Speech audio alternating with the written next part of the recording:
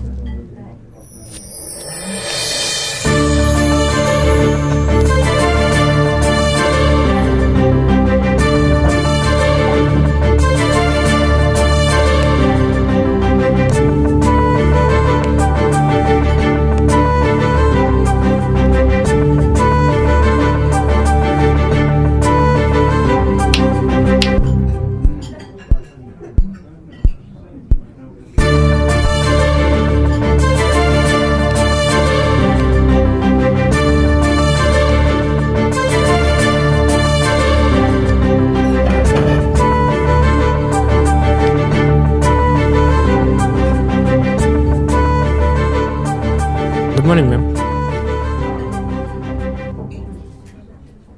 सूरज, तुम ही कुछ बोलो ना, तुम्हारी मनपसंद का। तुमने मुझे बुलाया है तो तुम ही कुछ ऑर्डर कर दो तुम्हारा मनपसंद का।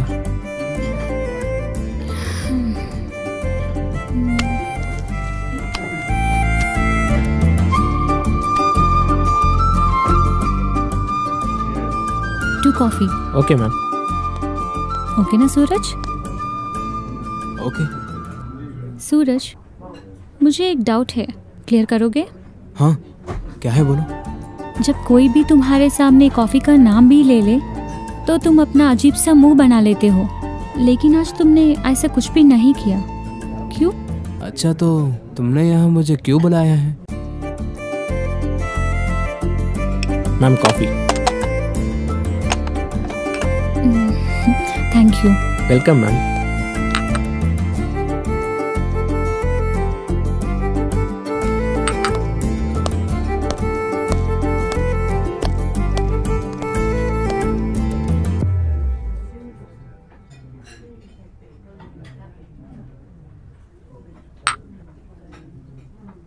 जब तुम्हें कॉफी पसंद नहीं है तो कुछ और बोल सकते थे। अगर नहीं पसंद है तो रहने दो,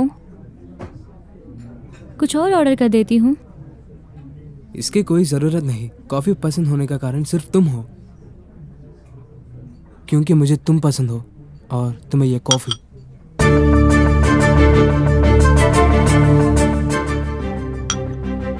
तुमने मुझे यहाँ क्यों बुलाया है? सूरज, मेरी फिर से सगाई हो गई है।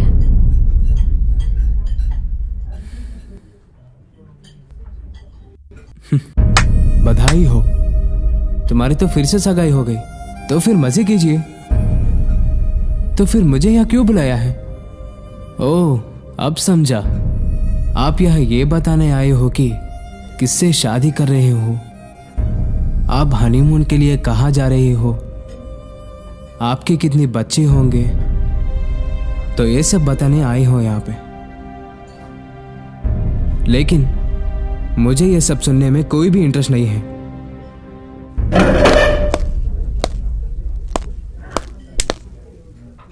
सूरज, बिना पूरी बात सुने कुछ भी मत बोलो।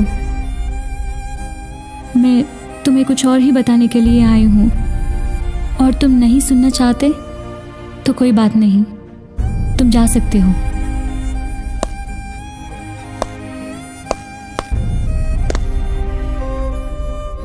तुम पागल हो क्या?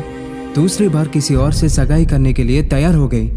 लेकिन मुझे ये समझ में नहीं आ रहा तुम्हें मुझसे क्या समस्या है। इतनी सालों से मेरे दिल में तुम्हारे लिए मंदिर बनाकर, तुम्हें उसकी देवी मानकर और तुम्हारे चक्कर काटता रहा, मन्नत मांगता रहा, लेकिन वो तुम्हें कुछ सुनाई और दिखाई नहीं दिया। ज्योति, इसके बारे में एक बार भी नहीं सोचा? तुम मुझे नहीं मिली तो मेरा क्या होगा? मैं मर भी सकता हूं। उस रात जो हुआ, उसके बाद मैं तुम्हें मिलने के लिए आई थी तुम्हारे घर पर, लेकिन तुम जा चुके थे। फिर मैंने सोचा कि सब कुछ ठीक हो जाएगा, तुम समझ जाओगे। तुम वापस आई और वही करना शुरू कर दिया। लेकिन सूरज, पहले जैसे कुछ भी नहीं रहा, सब कुछ बदल गया। सूरज, तुमने उस रात कहा था ना कि मैंने भी किसी से प्यार किया होता तो तुम्हारा दर्द समझ पाती। सूरज, मैं उस दर्द को समझती हूँ, इसलिए फिर से उस दर्द से नहीं गुजरना चाहती और ना ही तुम्हें वो दर्द देना चाहती हूँ। तुम दर्द दे रही हो मेरा प्यार ना एक्सेप्ट करके। सूरज, इल्जाम लगाना बंद करो। तुम्हारे दर्द की वजह तुम खुद ही हो, इसमें मेरी कोई गलती नहीं है। मैंने तुम्हें कोई धोखा नहीं दिया है कि पहले तुमसे प्यार किया और अब मना कर दिया। मैंने तुमसे कभी भी प्यार नहीं किया। तो फिर सुनो सूरज, मेरी पहली सगाई क्यों टूट गई तुम्हें पता है? नहीं। करीब 1 साल पहले मेरे पापा ने मेरी सगाई दीपक नाम के लड़के से कर दी थी।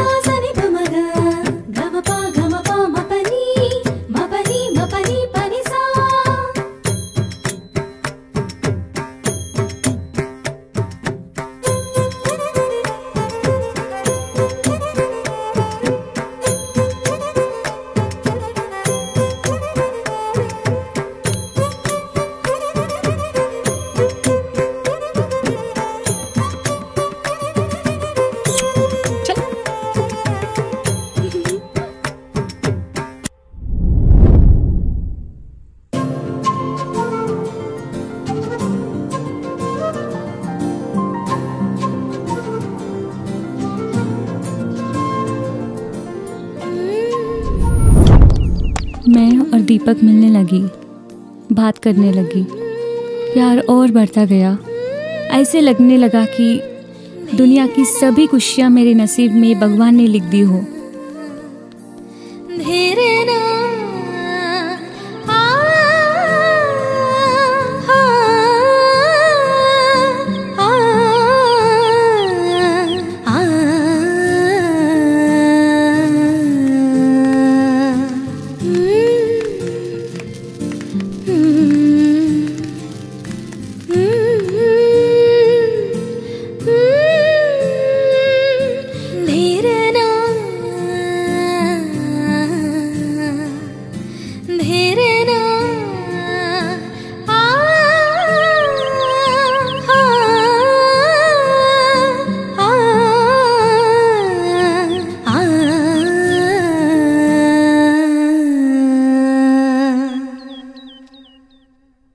लेकिन किसी ने सही कहा है कि सुख मेहमान और दुख परमानेंट सगा वाला जो कभी छोड़कर जाता ही नहीं। सगाई के कुछ महीने बाद ही मेरे पापा का स्वर्गवास हो गया। जैसे ही सब कुछ आया था वैसे ही सब जाने लगा। यहाँ तक कि दीपक ने भी मेरे कॉल उठाना बंद कर दिया। लेकिन बहुत सारे कॉल करने के बाद उसने एक दिन मेरे कॉल रिसीव किया। हाँ ज्योति बोलो। दीपक, तुम मेरा फ़ोन क्यों नहीं रिसीव कर रहे हो? सुनो ज्योति, अब हमारे बीच में बचा ही क्या है बात करने के लिए जो मैं तुम्हारा फोन रिसीव करूं? मतलब तुम मुझे पूछ रही हो जैसे कि अभी तक तुम्हें कुछ पता ही नहीं चला होगा। दीपक, बात क्या है? साफ साफ बोलो। तो फिर सुनो, तुम्हारे पापा ने सगाई के ही दिन मेरे पापा से 5 लाख रुपए देने के लिए वादा किया था और तुम्हें ना बताने के लिए बोला था। अब जब तुम्हारे पापा ही नहीं रहे और उनका वादा ही नहीं रहा तो हम दोनों के बीच में शादी कैसी? दीपक, जो हम एक दूसरे से प्यार करते हैं उसका क्या? जब हमारे बड़ों के बीच में बात ही नहीं रही तो हमारे बीच प्यार कैसा? दीपक, तुम बड़ों की बात कर नहीं, सिर्फ पैसों को इम्पोर्टेंस दे रहे हो। बिना पैसों के कुछ भी नहीं ज्योति। पैसे हैं तो दुनिया की हर एक खुशी पा सकते हैं। एक बाप अपनी बेटी को पढ़ाता है इस उम्मीद से कि फ्यूचर में उसकी बेटी अपने दम पर वो सब कुछ करे जो वो करना चाहती है, अपने पति का सहारा बने। लेकिन तुम जैसे लोग लड़की की बाप की पूरी कमाई दहेज के नाम पर लेना चाहते हो और कहते हो ये सब आपकी बेटी की खुशी के लिए ही कर रहे हैं। तुम उस लड़की की खुशी के लिए नहीं, सिर्फ लालच को पूरा करने के लिए कर रहे हो। लेकिन फिर भी तुम लोगों को शर्म नहीं आती? तुम जैसे लोगों की लालच की वजह से न जाने कितनी बेटियों की बाप आत्महत्या कर लेते हैं अपनी इज्जत बचाने के लिए। तुम इतने नीच निकलोगे मैंने कभी सोचा भी नहीं। दीपक, जैसे तुम्हें समझना है समझो ज्योति, और अब कभी मुझे वापिस फोन मत करना, समझी?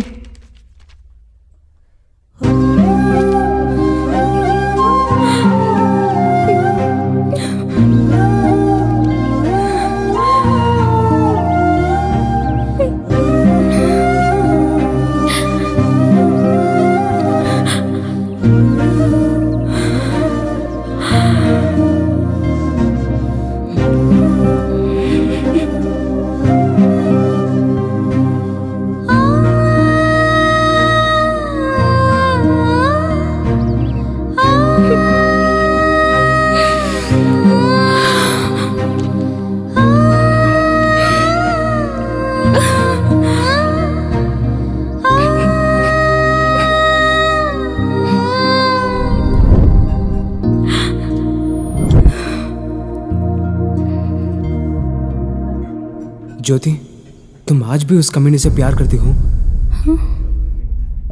सॉरी, मैंने उस कमीने को कमीना बोल दिया।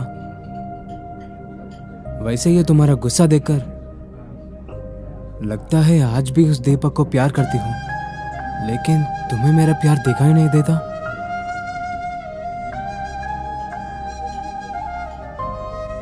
देखो सूरज, तुम चाहे कितनी बार भी मुझे आई लव यू बोल दो, लेकिन मेरे दिल में सिर्फ एक अच्छे दोस्त की ही फीलिंग रहेगी। तुम्हें आज सिर्फ ये बताने के लिए आई हूँ कि मैं तुमसे प्यार नहीं करती। तुम्हारे बार बार आई लव यू बोलने से मेरे दिल में प्यार तो नहीं जग पाएगा, लेकिन तुम्हारा गुस्सा देखकर मेरे दिल में डर ज़रूर बढ़ जाएगा। सूरज, ये सच है कि प्यार बार बार होता है, लेकिन सिर्फ मुझे एक ही बार ही प्यार हुआ है, वो भी दीपक से। मुझे लगता है अब हमारे बीच सब गलतफहमी दूर हो चुकी है।